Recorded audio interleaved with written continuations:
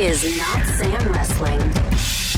Introducing your host from New York, here is Sam Roberts.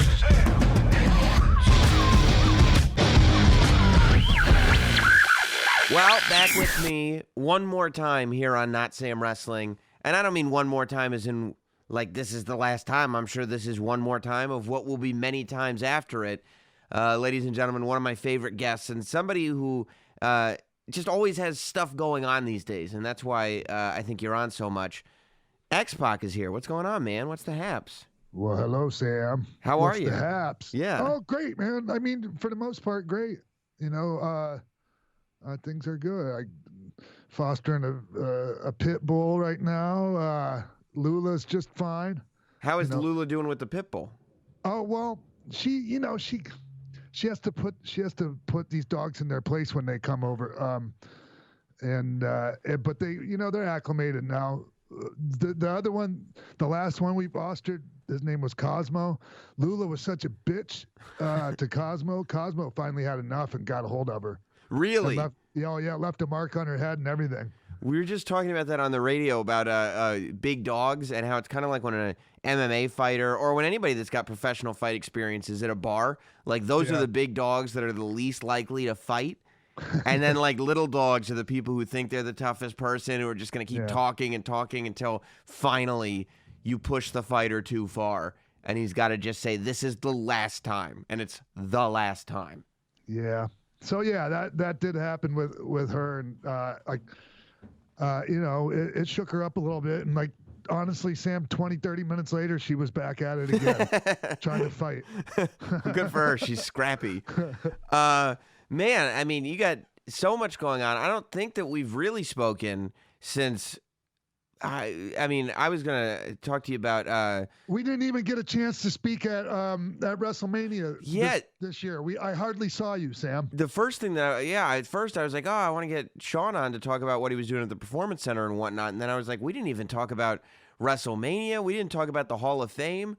But, I still have. There was one moment at the Hall of Fame that was like, it was everything. You, when DX pulled up into the arena in that military Jeep, and you guys were throwing out glow sticks to the audience. Yeah. And you took yeah. You took a moment to get out of the Jeep, and you handed me 2 of the glow sticks, and I was like, this is the coolest thing ever. I still have the glow sticks. I didn't even think about like what a cool experience that might have been for you, Sam, because you're my friend and I wanted to give you a couple of glow sticks. I didn't even think about it like that. It was unbelievable. My wife was with me and she looked at me like, this is everything. Think about you as a kid sitting here now and he's passing because that's what, to me, that's why it was even more special than just like, a wrestler handing you something, is because you did it because you're like, oh, there's my buddy. Let me give him these sticks. It was awesome. And then I thought you were great. I thought you were great giving your speech. It was like you finally got some mic time and you actually got to say what you wanted to say. Well, there were still a lot of things that I wanted to say that I just didn't feel like there were some people I wanted to thank, Sam, that I didn't. And like for instance, Phyllis Lee, who talked. Phyllis Lee used to be the manager of Dan Severn in the UFC, and she managed a lot of MMA fighters. But she helped the great Malenko run his wrestling school and run all the local shows, and she's the one that talked him into training me and was like one of my biggest supporters way before anyone else. And I didn't thank her, and it bothered me a lot. Afterwards, that I missed out on thanking her. And also, I wanted to thank Kane. I wanted to talk about how important that was, like my teaming with him and wrestling him. Well, I saw the moment that you took the night after at WrestleMania. I was sitting there in catering, and I saw when you ran into him, and the first thing you did was grab him and tell him how bad you felt and how you wanted to thank him for everything he had done, and he was totally cool with it. Yeah, but it was so important to me, and I didn't get to do that, so I was beating myself up over things that I didn't say that I felt like I should have, and so some people had to get on me and go and tell me to quit doing that shit to myself. Like, okay, most of those people would understand. Yeah. And it did, and I didn't want it to turn into another one of those hillbilly fucking gym speeches. Yeah, that was the whole You know? goal, right? Yeah. Yeah, and you know it was so cool. Like when I actually said, "Hey, like people want to get out of here and go home," like so many people started chanting, "No, we don't. No, we don't." That was kind of fucking cool. That's Sam. awesome, man. I thought that the DX induction was pretty perfect as far as going in. Like it wasn't corny, it wasn't over the top, it wasn't anything that it shouldn't have been. It was like you guys doing what you always did to entertain us, but at the same time, the camaraderie that you guys in real life, off screen and on screen, have always had together kind of shined through so clearly. Probably in that speech of all speeches throughout the night, it was perfect, I thought. And hey, so there was just one part that I thought stepped over the line. It's just a little bit. Yeah. It was when they throw the pictures up on the fucking big screen of all the the old ladies with the saggy titties. Because okay, the one that just flash to one. That Right. would've been it. But they did 3, and each time it got more cringeworthy to me. Right, and you were like, come on. and I was the one they made me do that. Hunter's you do this part, kid. And the fucked up part about it was it was right after I just just talked about something really heartfelt and talking about Joni and her contributions and and then I had to go segue right into the fucking old lady with the saggy titties. Yeah, now you got to go back into this thing. And it's one of those it's the worst scenario because you don't believe in this joke, but you're the one who's got to get it over with the audience. Exactly. Yeah. Exactly. And then Road Dogg gets to usher in the clip of the dogs humping each other or whatever, the dog humping the leg or whatever. I thought it was great, though. I thought the whole thing was great. And you know what blew my mind is I watched the WWE.com video diary that they did with you that kind of did the Performance Center and the WrestleMania stuff. I think it was on the Performance Center YouTube channel. Yeah. And they followed you around. They did this mini 10-minute documentary. And I had no idea that you still, to this day, after everything that you've done, had a crippling fear of public speaking. Yeah. That is crazy. You're the guy, we've talked about your promo that you cut on Eric Bischoff when you come back to Raw the night after WrestleMania 14, and all the promos that you cut from before that, from after that. I mean, you were a big part of wrestling when it had the most eyes in the history of the industry on it. You're a household name at that point, and you're still you just don't get used to it, huh? Every single time. I mean, obviously, when you're used to doing it more, it gets a little bit easier and you're a little bit more acclimated, but still, even that being said, every time I went out and had to talk, it was, extreme. It was way the fuck out of my comfort zone. And for that matter, Sam, not just the talking part, but the actual just performing in front of people in general, going out there for the matches. There was a sense of that as well. And I just, remember the movie Waterboy? Obviously, you remember it. Of course, yeah. I turned it into tackling fuel. You know what I mean? Yeah. Yeah. Yeah. So I took that that fear and I turned it into and I explained this, deathly afraid of heights too. And so one of the things I did to confront that was jump out of an airplane.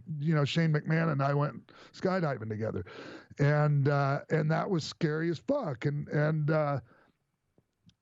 But it was one of the most thrilling and great experiences of my life. So I try to, I don't want everyone to think that every time I went out there to talk, it was a terrible experience. Right. No, I think it's a weird thing too. You're right before you're like, oh, I can't wait for this to be over. This is going to be the scariest thing ever. When it's happening, you're like, oh my God, it's just nerves. And then once it's over, you go, that was the greatest thing ever. I got to do that again. Yeah, Yeah. exactly. Yeah. Exactly. So- It's exactly what I did when I got back on the ground from skydiving. I was like, I want to go back up right away now. When did you skydive? What year was that? It was like 94. Oh, okay. So that was early on, because I was going to say, Yeah. like, you had that great. Didn't you have a ladder match at Sold Out, at the first NWO Sold Out? Yeah. That was with Eddie, right? With Eddie. Yeah, that was the one match on the whole show that was good, right? Yes. Yeah. So you're telling me. It is safe to say that. Yeah, Yes. I don't think I'm offending anybody. No. but you're telling me that you have the one match on the show that kind of has any kind of redeeming value whatsoever. Yeah. And not only are you nervous because it's a big match, expectations are high because you've got Eddie Guerrero, and now you're also going to be like, oh, you're afraid of heights? Well, we're gonna have to climb a ladder. Sure. And so like little backstory, and I've told this before, but I'll tell it again really quick. Sure. To make things worse, like, okay, those were the ladders, like that was the ladder we used, so Kevin Sullivan's the booker at this time, and he's into imagery and a lot of things like that, right? And so I show up, before, we get there early, on a match together, and I show up, and there's this fucking ladder that is it's not 8 feet tall, it's fucking 8 feet wide and about 25 feet tall. It's ridiculous, Sam. It is fucking ridiculous. And I said, there's no way I'm using that ladder. I said, I need an 8 or a 12 or 10 foot, however fucking tall the ladder was. And he's like, oh, I thought it would look great on TV. I'm like, you fucking climb that thing. Yeah, you're not debating whether or not it would look great on TV. Yes. I'm sure it would look amazing on TV. But And how the fuck was anybody even pick that thing up and put it in the ring? I don't even understand how that would have worked. But so while I do get, how great it would have looked, but I mean, bad enough. Like I get to the top, Eddie and I are on one part of the match, and I retweeted a GIF somebody like tweeted out of this. Like we get to the top of the ladder, and I'm like on the second from top rung, and I said, Eddie, drop kick, and then I jumped up, and as I drop kicked him from the top of the ladder, he's going, you crazy motherfucker. And you could see it. Go back and look. It's sick looking. I will. That's awesome. It is fucking nuts. Yeah. Well, I mean, it goes to tell you the match. I didn't know we were going to talk about your fear of heights just now. I mean, that match is just in my head. It's not like I had researched before we had this conversation. Sold Out 97. That was and so like every time I dove off the top rope to the floor and flew outside the ring onto somebody, I had to go through all of that. Oh my fear of God. heights. And I tried to tell people, I'm like, the only thing that was more scary was the thought of people shitting all over me if I got back down from the top rope because I was too scared to jump. Right. It's like once you're up there, what's Yes. worse? What's worse? Yes. And I mean, especially you start in WWE, nobody's doing moonsaults in WWE. Nobody's doing the stuff that you're doing. So now every single match, you've got to do a moonsault. No. I cut that. I because I did shitty. Okay, so I've never talked to you about this. When Scott showed up to the Manhattan Center, that day, he comes up and he asked Pat. He asked Pat Patterson. He goes, "Well, what do you want me to do? How should we do this?" And Pat said, "Just beat the fuck out of him and pick one move. Miss something, pick one move. Have him, catch you at one thing." And so I just threw moonsault out there. I didn't even do moonsaults. I've said this a million times. I sucked at doing a moonsault. It was a shitty moonsault. Yeah. But it worked. And so then after I did that, people wanted to see me keep doing it. Right. And then, 1, 2, 3 kid, it becomes like, well, yeah, 1, 2, 3 kid, but then 1, 2, 3 follows the moonsault. You got to do. Yeah. No. So, but were you happy all told with WrestleMania weekend and what it was with how the Hall of Fame went and getting the introduction there on the WrestleMania stage? And I mean, it's got to be a pretty special way to spend that weekend when you're one of the inductees. It was huge. It was one of the great. It was honestly. For so many reasons, Sam, it was just one of the highlights of my entire life. My kids were there. Yeah. And a lot of people might not know this. Like there was a time when I went over 4 years without even talking to my son because he was over it. Like he was over all the false fucking hope and oh, this time I swear, and you know what I mean, Sam? Yeah, of course. Like they just, and so it took quite a bit of track record behind me before he would go and give me another chance. Yeah. And I mean, it wasn't just a celebration of your career. It was a full circle life moment for you. It was a declaration, I think, of where you've gotten to in life. Yeah. The fact that you could just get up on stage and be in great shape and look great and deliver when you're talking in front of a microphone. Like, I think of everybody, you're the guy who you can't kind of overstate what a big deal that is in 2019. Yeah, because, I mean, and I know people know, like, that I have had some rough times, but, like, if you really, really know my story and you know just how low, and Sam, I've shared some of it with you on your show. Yeah. And not your podcast, but on, the Sirius show. Right. And, when people know like that's how low I was, it's fucking just short of a miracle. Yeah. that Absolutely. I made it to that fucking stage, Sam. Absolutely, man. Would you would, because of all of that, would you put this moment above WrestleMania 31 where you guys all got to do the run-in together in the Triple H Sting match? Yes. Yeah, that makes sense to me. Yeah, because people, like, I'm being, recognized for my contributions to this thing that has been my whole life. Yeah, totally. Nothing else has ever been like, before wrestling, there was nothing. Right. There wasn't, oh, I want to do this, and then, I'm dreaming of being a fucking fireman or this or that, and then all of a sudden I see wrestling and, oh, I changed my mind, I changed my dream. No, my only fucking dream, Yeah. has always had to do with wrestling. And it's not like you wanted to leave wrestling to go do something else. It was just, this is all you've ever done. It's all you've ever wanted to do.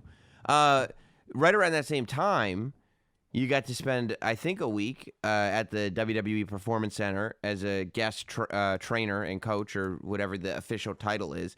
It was like about 3 weeks before that. Yeah. Yeah. How was that? Because that, again, I mean, you talk about somebody, recognizing your value to the industry. I feel like, the people at WWE saying, okay, this is a person who now we want to use his brain and his skill set to kind of instill that into the next generation of talent, potentially, at least for, a week of guest training. We'll see what else happens. But that had to feel great, just getting the invitation. Yeah, for sure.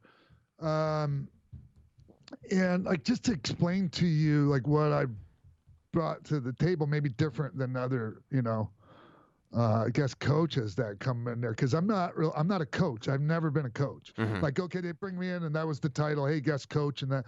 I'm not a coach. I'm a teacher, Sam. There's a big difference. I'm not the guy that's yelling at you to do 10 more fucking push-ups and, you're not taking those pumps right, or, do it again. I'm like, I'm just going to, it's different. It's like finishing school type shit. It's like, like Sean has a class there. Like, once people get to a certain level there, okay, then you get to hear some of the way, like, everyone has to create their own secret sauce, but you kind of get coached on how to make your own secret sauce. I don't know if that makes any sense. It makes perfect sense. I mean, I my take on it was, I know when I've watched matches with you, and I think I've talked about it before when we've talked, but it's the little details. It's not as, anybody that you talk to that is a wrestler is going to be able to give you the perspective of what it's like to be in the ring. But with you, there's always these tiny little details that even me, having watched WWE for over 30 years, just would never have occurred to me that this one tiny moment that feels like it doesn't even matter is actually the moment where you start manipulating the audience into feeling this thing for this person, or do this different because the audience is bored. They don't know why, but it's because this tiny little thing over here is something that happens in every single match for the last 20 years. You got to stop doing this. You can do this that way. And I would imagine that that's where your value comes in, right? Yeah, for sure. And there's things like, okay, there are some rules. Like there are certain set rules. Like this is how you do things, and this is like, okay, just kind of like rules of thumb, like of how to work a match. That, okay, once you get to a certain level, sometimes there are exceptions to rules that they're only exceptions once you get to that level. Does that make sense to you? Total sense. It's not a universal exception. Yes. It's if you're this person and you're on this level and you have this skill set, then you become the exception. But before that, no way. Absolutely. Right. I'm glad that you're able to add to this, because that's a perfect way of putting it. Right. Yeah. I mean, and yeah, absolutely. It's. I mean, it's like, And so Sam, that's something that like Sean is comfortable with me, because Sean, myself, Sean, Paul, Scott, Kev, that's all we did was drive down the road and talk about these things. Like the only thing we didn't have was the luxury of having being able to watch the match back on our phone while we're driving down the road. Right. So but you would have done that. Memory. We had to do a lot of this shit and work all this stuff out over our memory of the match that just happened. You know what I mean? Yeah. And you'd all do it for each other. Like you'd kind of take turns just saying like, well, I saw this, and what if you did this, and what if? And are you just doing that for your own matches, or are you doing that for the whole show? Mostly our own matches. Yeah. We don't have enough fucking bandwidth to, do the whole everyone's match. Yeah, totally. If we happen to see a match, and give it feedback on it, but anyways, that was just how we did it for ourselves, right? And so Sean is comfortable with me, adding to that. Yeah. There, because he has that's his class. Like his class is. And in his class, it's like the first rule, kind of like Fight Club. You don't talk about what's being said in this class, because the people on the undercard aren't ready for that yet. Right. It makes sense, because to put that lesson in their head leaves somebody that hasn't mastered step 7 thinking about step 15, and they're going to miss everything in between, and everything in between is the foundation that makes step 15 work at all. Yeah. Yeah. No. And so I mean, it's sort of the last I checked, I'm heading back there, I think June 8th. That's awesome. I think I'm going to be I might be on the road with them. Like the last I checked with Matt, that was the plan. Is be on, actually go on the road with them for a couple weeks here in June. That's awesome. You enjoyed it then. Like you liked. Absolutely. Yeah. And we're talking about where I would fit in down there. And at the same time, and as part of my personality, I had such a great experience down there, Sam, that I'm ready to fucking up and move to Orlando. You would jump do it. Right in. That's awesome, dude. Yeah, but that's not necessarily the smart way of doing it. We're gonna just take our time, and if it works out, because it might not be a good fit. Right. For either of you.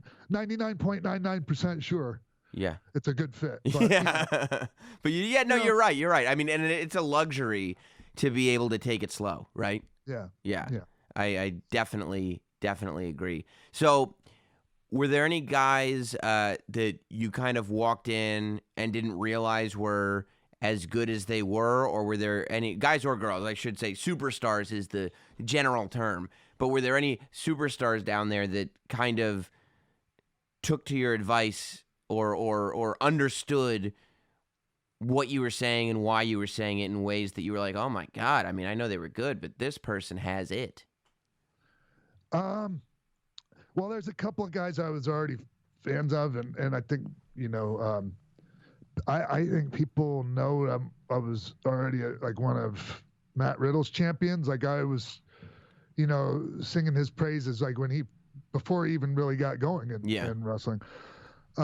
He's a prodigy, and also Punishment Martinez. Those are guys I worked with at the Monster Factory, and And so I already knew like how they were, like that they really brought it, and we're like, if you went to the Monster Factory, you were like, I knew you weren't afraid to put in the work. That's for sure. So, yeah, those guys are great. Like there was a lot of guys that I couldn't even tell you their name that I saw potential in. Right. That it's just like, okay, I see what these guys are doing. I see what they're thinking. And they're good ideas, but it needs to be tweaked here a little bit. Like they need to tighten the action up right here a little bit because the bottom's falling out of the crowd because they're waiting too long. Things like that. Are there people, and I'm not going to ask you to mention anybody's name because it didn't even feel like it'd be professional for you at this point to mention names in a negative way, but when you Plenty. Yes. Wow. You can go ahead and ask your question anyway. Well, what a great answer. No, because you go right and you watch NXT on TV or you go to the live events, and really as a fan, you see the performance in the ring and or the promo that gets cut for YouTube or whatever it is, and that's all that you see. You see, that's it.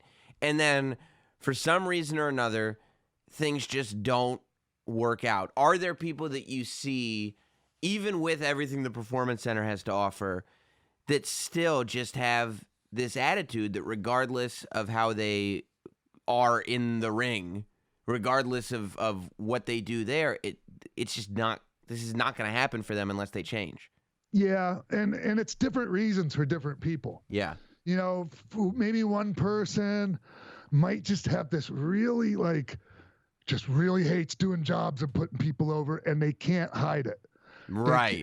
They wear it on their sleeves when they get asked to do a job, and they're like, fuck a boo-boo facing. And it gets to be like where you get a reputation for that kind of thing. Of course. Or it can be somebody that is recruited that is like a fucking like black one of the like top black belts in Brazilian jiu-jitsu. So they think that they can't sell for anybody else. Like that's not as tough as them or doesn't have the credentials for them. And that fucks things up. Or like just guys that are just don't have the aptitude. Right. Or they just have the wrong idea about this. How do you, as a teacher, because it seems like it'd be the most frustrating thing in the world to me, and maybe that's why, maybe I'm not cut out for the teaching world, because it feels like it would be so frustrating to know what you have to offer. And let's say go to somebody. Let's say you find one of these people who are boo-boo facing and making a scene without even necessarily doing it intentionally, over having to do jobs or whatever it is. And you go up to him and you go, look, like you got all the potential in the world. You're super talented, but people see what you're doing. People see this attitude. You got to knock this stuff off. It's not going to do you any favors. Yeah. And when that person looks at you and brushes that off, and he's not going to follow your advice. He's not even listening to you. He thinks he's got it all figured out already. Does that not drive you up the wall? No, it doesn't. Because I don't think I've ever been necessarily that person, but I might have had that in me on occasion when I was younger. Mm-hmm. So like I try to understand, but at the same time, being that we do not have unlimited bandwidth, I just don't waste any of it on them anymore. Right, you're able to. You know what I mean? Yeah, it's no. like, okay, yeah. I mean, and hopefully I explained it myself right to them, but I don't know. Put your energy into the people that I don't know. Yeah. I mean, that's all you can do, right? Is put your energy into the people that are actually using your energy well. Yeah. I'm gonna give you, for example. Yeah. Like one guy comes up to me and he's just monstrous. Like he's huge. Uh-huh. And it's difficult, especially if you're like a baby face, and just in general, it's difficult when say you're 7 feet tall, for instance, and you're trying to figure out how to work with smaller guys, right? And have somewhat of a back and forth match where it's not just a squash. And then coming up and asking me, and I'm saying, look, you have to come up with creative ways to stop yourself as a big man working with smaller people. Mm-hmm. You know, that was one thing that I always did was I always came up with creative ways for the bigger guys. Like you would which was- approach them and say like, "Hey, here's yeah, something we okay, can do." yeah. And that was why it was always easy for me to have, you know, really good matches and credible matches with bigger guys. But, you know, like back to what I was saying, you know, so I would explain that to somebody and then they would go, well, I don't want to look stupid. Well, there's got to be something that fucking somewhat evens the playing field between you and your opponent. And just because he outsmarts you does not mean you are stupid. Right. It Yeah. just means he's a little smarter than you. He's got to have fucking something. So you want to be the biggest and the fucking smartest? Right. Yeah, and I mean, Fuck. I think at this point, fans have seen so many different fighting styles. You know, the striking, for example, that we see in pro wrestling, we never would have seen even 10 years ago, probably. But it just the fighting styles have evolved so much that you don't necessarily see a big guy and go 100 times out of 100 times he's going to squash the little guy. You know, I think that now more than ever, people are used to seeing smaller people come up with creative ways to beat up bigger people, Exactly. right? Yes. You know, and I think people are way more accepting of it than ever. So that's how much time did you spend at the Performance Center every day? A couple hours, Yeah. you know, 2-3 hours, 4 hours. It Yeah. depends. Excuse me, I just burped. It depended on, you know, because some days there were things that were scheduled, and some days I just dropped in on Sean's class and sat in on that and saw how that worked, and then, you know. So when you see, because obviously you're aware of the Performance Center as most Oh yeah. people Also, are. like I went to the live events. Oh, like the smaller Florida shows? Yes, they call it the Coconut Run or Coconut Show. I can't. There's like, Cocoa Beach? you know, no Coconut. It's Oh. like kind of like, you know how they have names for like the spring training leagues down. Right. It's kind of like that. Right. That makes sense. Yeah. The when you see the Performance Center actually being used for what it's used for, meaning like when you're actually there and you're not only observing but participating in these classes, and you're not just seeing this structure and this place where there's the potential for this and that to happen. You're actually seeing what happens in this building. Do you look at the Performance Center differently now than when you first walked in and just saw what it was potentially? Yes, Yeah. because you can have all of these ingredients, but if the culture is toxic, none of it was worth a shit. How do you prevent a toxic culture? How do you sit there? Because like you said, go ahead. No, you go ahead, finish what you were saying. I mean, because like you said, if it seems like, and I don't even think it's just wrestling. I think it's athletics. I think it's show business. I think it's anything where egos have to be involved in order for it to work. Yeah. You're gonna have toxic people. You're gonna have negativity. You're gonna have attitudes that persist. How do you stop toxicity from entering into this space?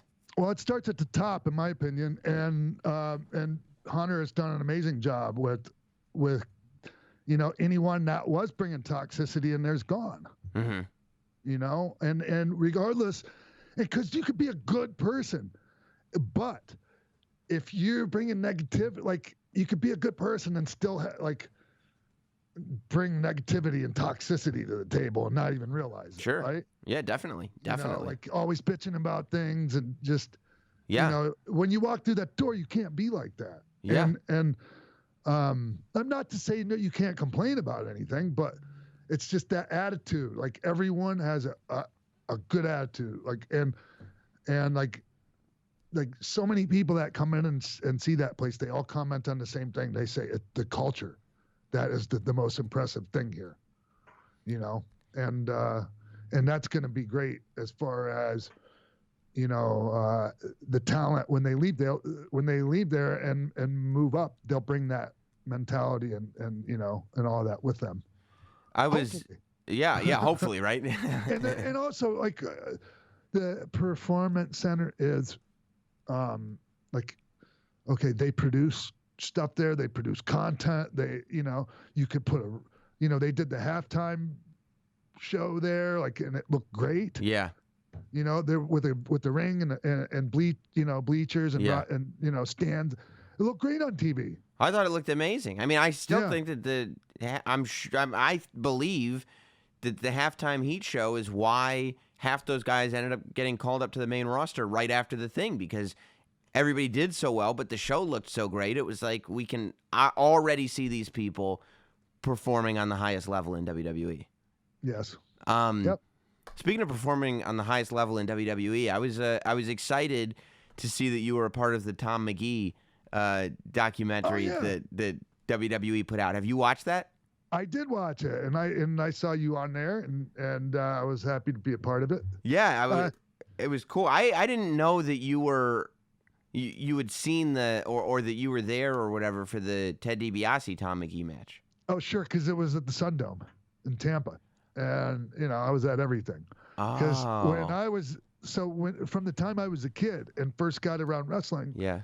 And before I even knew like all these principles for success, like I put myself in the right place at the right time all the time. Right. So wherever there was wrestling, I injected myself. Right. Yes, absolutely. Yeah. So, Sam, after that match with DiBiase, I was like, I would have fucking bet my left nut that Tom Magee was going to be the biggest, was going to be one of the biggest stars in wrestling. Yeah.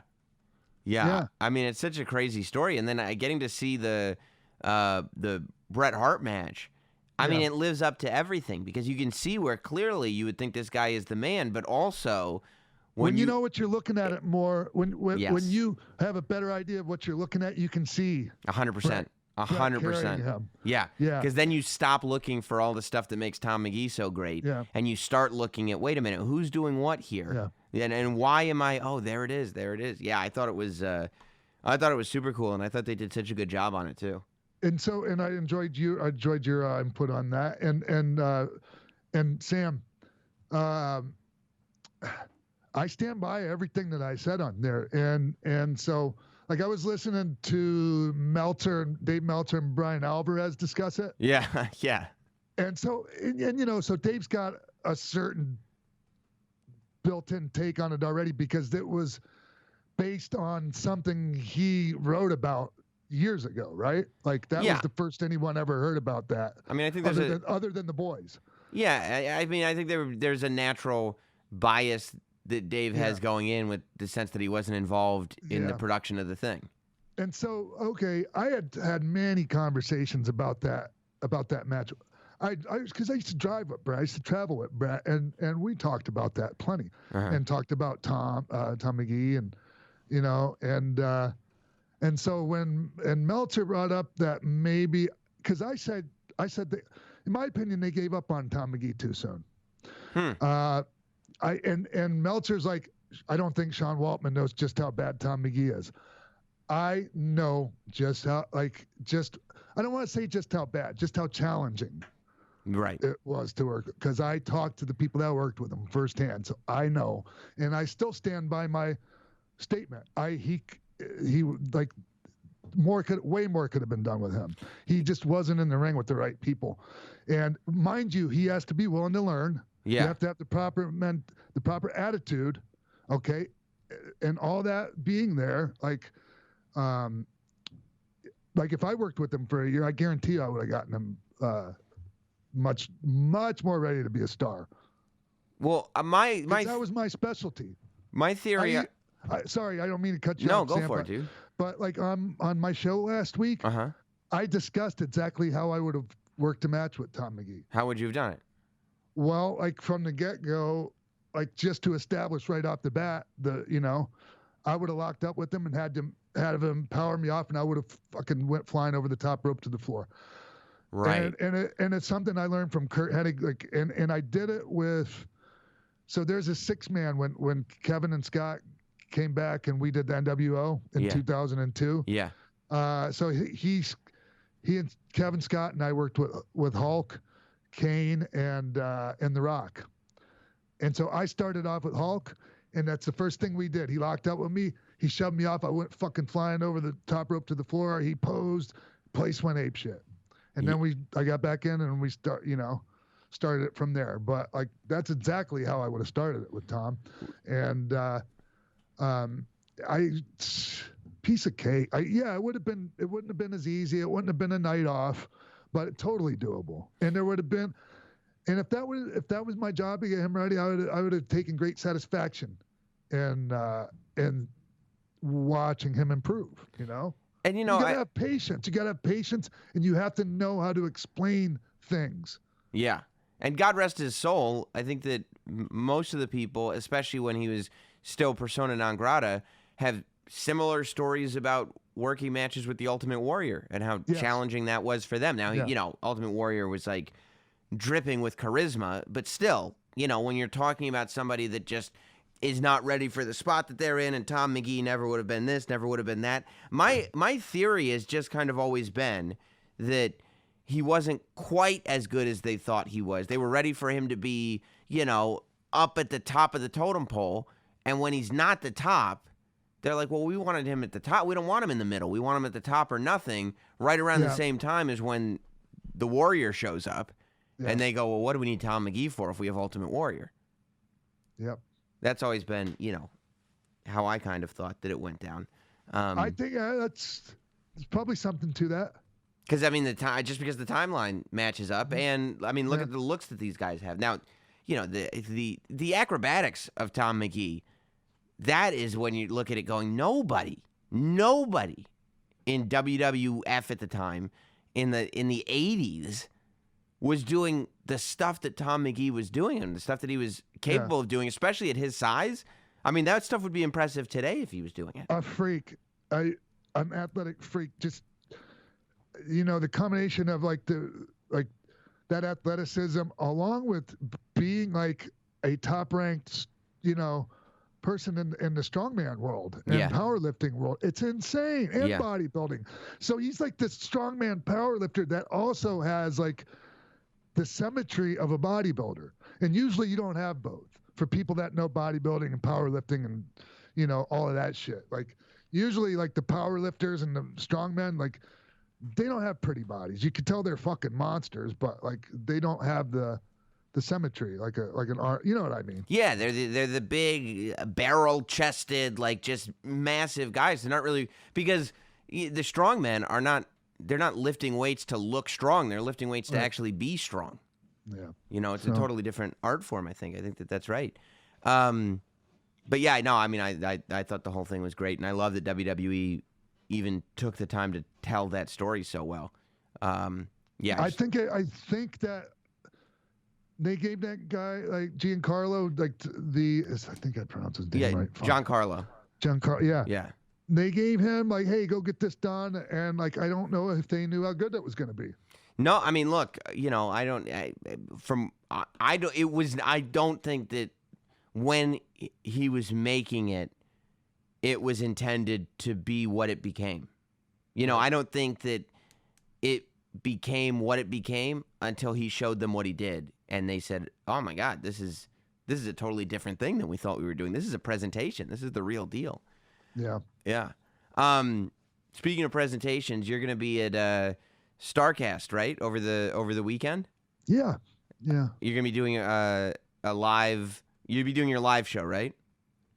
I'm going to do like a live podcast type of thing. Like, you know, it's kind of going to be like Monday Night War Stories theme. I think we're going to do. And I think a lot of people from that era, you know, because last Starcast I had Kevin and Scott, and it was like 1, 2, 3, 60 degrees of the NWO. It's going to be different now. Like, I'm not going to be just limited to that. I put a request in for different guys, like, you know, to be on that with me, and like it varies, like some Attitude Era guys, and you know, we'll see, see, but it'll be fun. Yeah. But yeah, that's cool, man. Oh yeah, and also, you know, and I don't want to push this too hard. Oh, whatever. Cause we're in Vegas and I'm doing what Ron Funches. We're breaking out the Get High Watch Wrestling show. That's not going to be broadcast anywhere, though, right? No. Right. No. It's not going to be like on Fight TV. You have to actually, you know, go to the show to enjoy that. Yeah. Well, that's awesome. That's awesome. Well, you know, it's in Vegas, and you know, they're like the cannabis is legal there, and so like anyone that wants to partake in that, but you don't have to, and you know, yeah. And you know, like, and I mentioned this when I first talked about it. Like I questioned whether or not I wanted to do another one of those, just because, you know, I'm at a point in my life where like I'm not the, hey, I'm the pot guy. You know how I used to be, Totally. Sam, and, you know, like, glorify it, and nothing wrong with that. It's just not me anymore, you Right. know, and I am in recovery, and cannabis is a huge part of my recovery program. Right. And so, like, I'm not like, hey, let's get fucking stoned out of our goddamn minds, and like, if somebody else wants to do that, that's fine. It's not really my thing anymore, Mm-hmm. you know. But like, let's go out, let's have fun and pick, like, you were not you. It's just basically, you know, clips, video clips of like botches and just funny shit, right? So Right, so you don't have to be high to enjoy it. It's the same stuff Right. that you'd be looking up on YouTube and whatnot. It's just Yeah. hilarious Mark- people that are there to watch it with you. Yeah, Mike, the last one we did here in Hollywood was Mike Lawrence sat in on it with us. Like a stand-up comedian would come in and do it with us.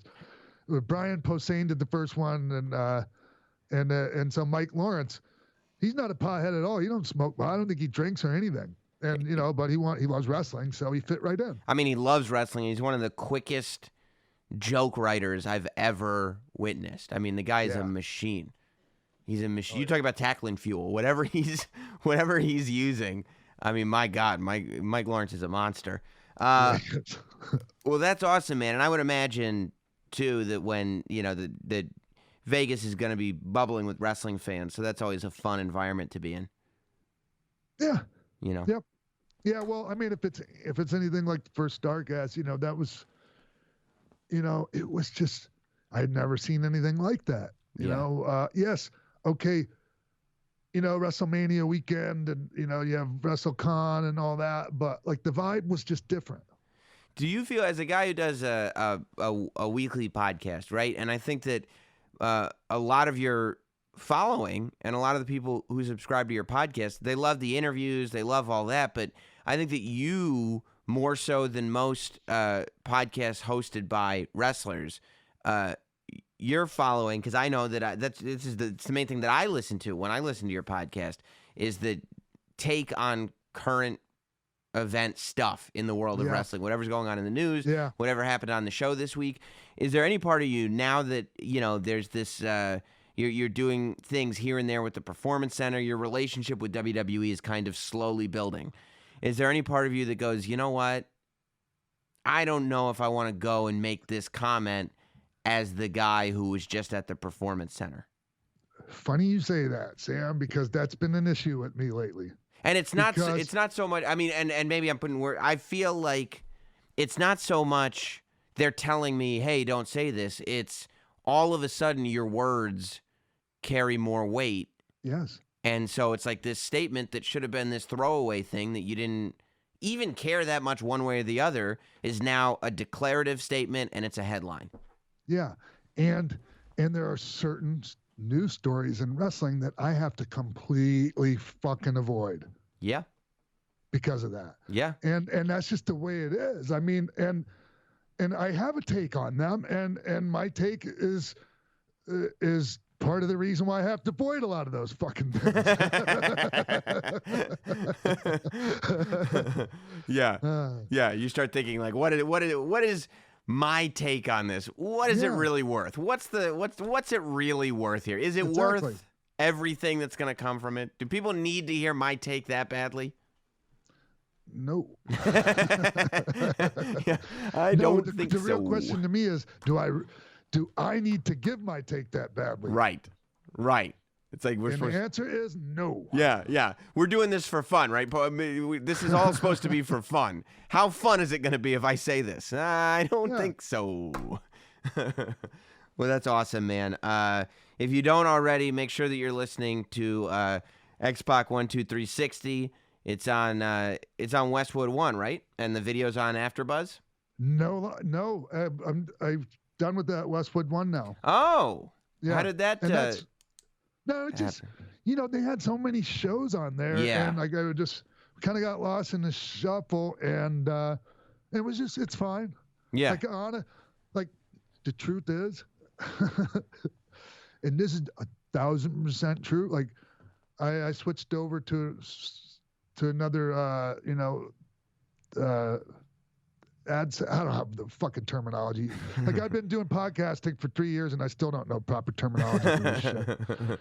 But anyways, I'm with Anchor now. I've made like more money in the first month than I made the whole year. Oh, that's awesome. And that's more of like 1,000% true. And you can do, is Anchor like a network, or is it more you can do your podcast independently and they're really just a sales team? And they place ads like programmatically.